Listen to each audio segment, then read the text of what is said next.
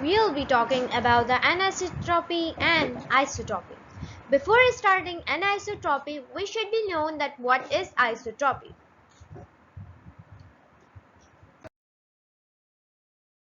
So basically, isotropy is a property of a material which states that identical properties will be there in all direction of that element, molecule or that compound. For instance, take a ball. Just suppose that this is a ball of NaCl.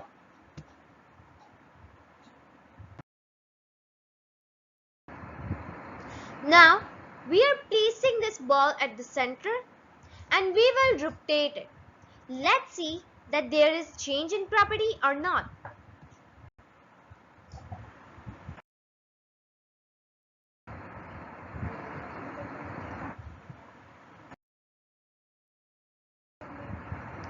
So, there is no change in property.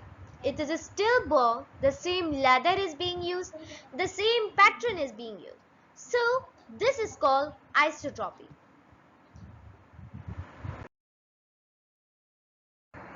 Isotropy, properties are identical in all directions, the same leather, the same pattern, the same thing. But anisotropy is totally different from that.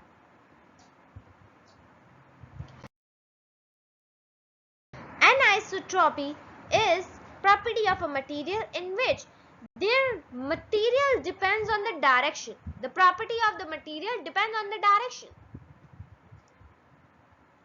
For instance,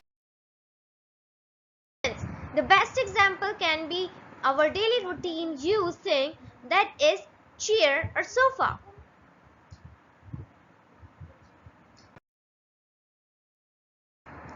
Just suppose that for the instance there are cushions and some type of wool that is being used in the front.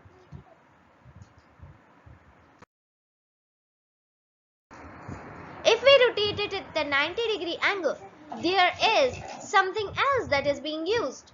Here, the steel is being used.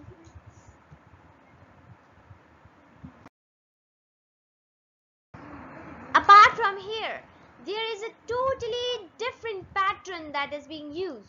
So, this is called anisotropy. In the condition where the property depends on the direction is called anisotropy, and when the material depends on the direction and is identical in all direction is called isotropy. So that was the difference between anisotropy and isotropy.